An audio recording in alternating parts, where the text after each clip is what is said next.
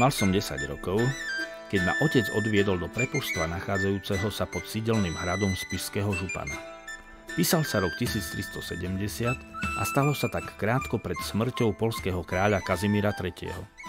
Práve vtedy sa skončilo moje bezstarostné detstvo. Nastal čas prípravy na budúce povolanie, ktoré mi malo poskytnúť obživu a primerané spoločenské postavenie. Bolo starým zvykom, že majetok po otcovi pripadol prvorodenému.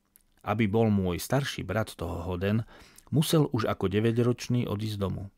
V cudzine mal získať skúsenosti, seba dôveru a kontakty, teda všetko to, čo nesmie chýbať dobrému obchodníkovi. Mňa si nechali rodičia doma o rok dlhšie. Bol som predsa len najmladšie, poslušné a na svoj vek celkom vnímavé dieťa.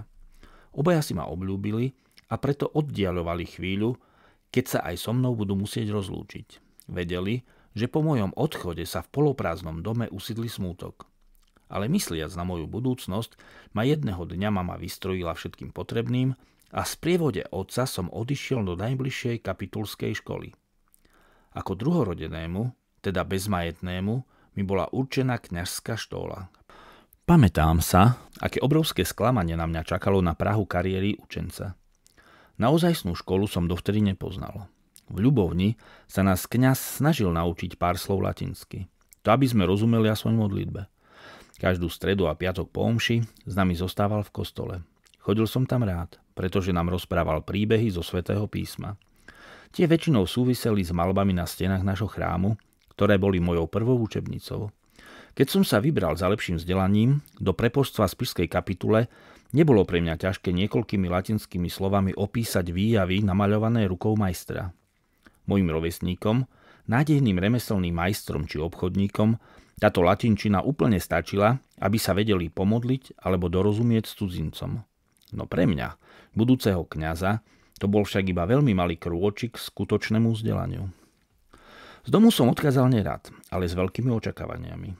Školu som si predstavoval podobne ako obraz poslednej večere.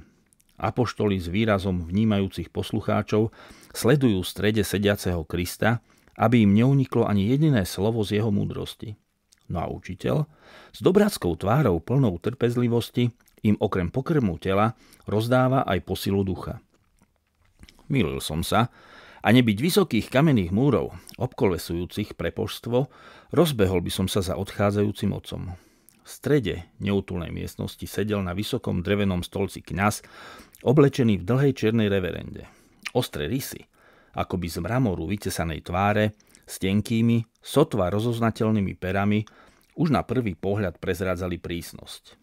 Vidiac bledosť jeho kože, spomenul som si na otcové slová, ktoré raz vyslovil na adresu podobne vyzerajúceho človeka.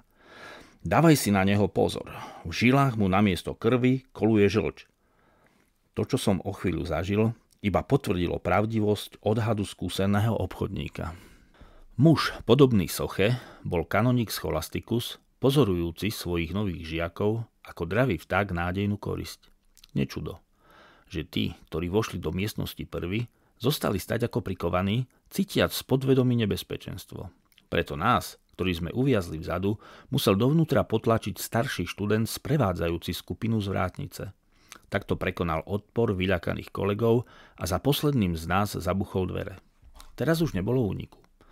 Kanoník z ničoho nič vyriekol vysokým hlasom, ktorý vôbec nezodpovedal jeho výzoru, vetu v latinčine. Schola not est bovi, fenum manducet. Potom nám prikázal, aby sme k nemu po jednom prichádzali a potichu, tak aby to ostatní nepočuli, preložili ním vyslovené slová. Ako tak vystrašení žiaci s neskrývaným rešpektom prechádzali okolo učiteľa, všetkým bolo jasné, kto neodpovedal správne.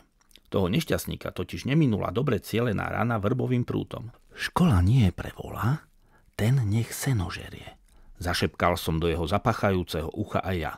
Moje pochybnosti o správnosti odpovede boli veľké, pretože obsah nemal nič spoločné so Svätým písmom, teda s témou, ktorej som ako tak v latinčine rozumel.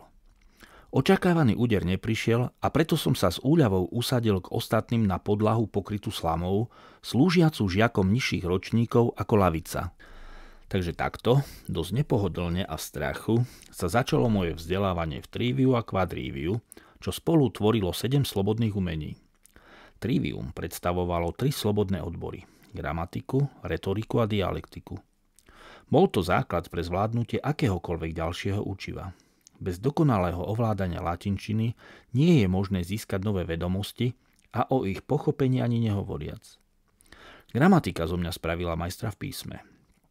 Vďaka retorike som sa stal virtuózom slov. Veď nie je vôbec jednoduché zložiť z nich vetu tak, aby mala melódiu, zmysel a potrebný význam. Rozprávať som sa naučil tiež až v škole, pretože dovtedy to bolo iba špinenie vznešeného jazyka filozofov a mudrcov. To, ako správne viesť rozhovor či argumentovať, ma naučila až dialektika. Čas ma zdvihol zo slamou pokrytej podlahy a posadil do drevenej lavice. Stalo ma to veľa námahy a odriekania, aby sa bezvýznamný hej ty premenil na dominus discipulus, teda pana študenta. Aj kanoník scholastiku sa nápadne zmenil. Nemyslím tým, že by odrazu opeknel, alebo jeho pleť ožila rumencom. Pravda, trochu zostárol a jeho výzor stále strašil tých, čo sa prišli vzdelávať po mne. No teraz ma už oslovoval kolega a jeho úzke, takmer neviditeľné pery občas vymodelovali nepatrný úsmev. V presvetlenej miestnosti, podobnej refektóriu, ho vymenili noví učitelia, ktorí mne a mojim druhom poskytli prvé kroky v kvadriviu, teda v ďalších 4 slobodných umeniach. To všetko sa dialo popri neustálom zdokonaľovaní v teológii, ktorá je alfou a omegou štúdia na kapitulnej škole.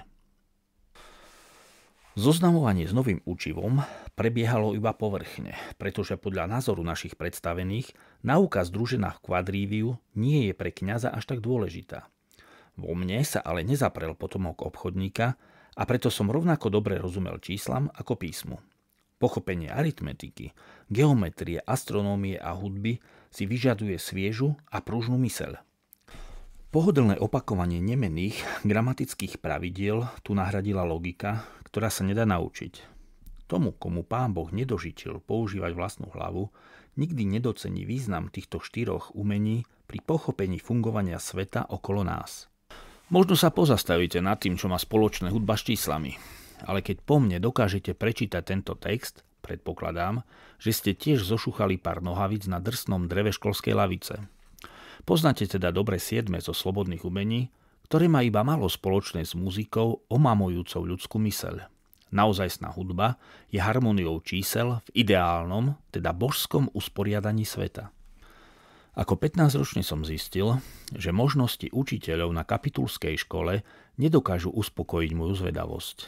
V hlave som nosil veľa nezodpovedaných otázok, a to hlavne z teológie, teda náuky, ktorú mi bolo súdené ako budúcemu kňazovi hajiť pred kacírmi či inými heretikmi. Môj vnútorný zápas si našťastie zavčasu všimol kanonik Scholasticus, skrývajúci sa za maskou bezcitného tyrana, zrejme aby si udržal rešpekt aj u tých najneposednejších lotrov. Otec Bartolomej, tak sa volal tento muž, pochopil nebezpečenstvo hroziace mladému človeku, zápasiacemu s nezodpovedanými otázkami.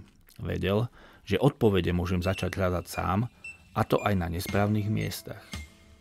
Preto mi dal na konci 6. roku štúdia do ruky listinu, kde ma jeho úhľadným rukopisom odporúčal na samotný Olymp vzdelanosti, teda na univerzitu.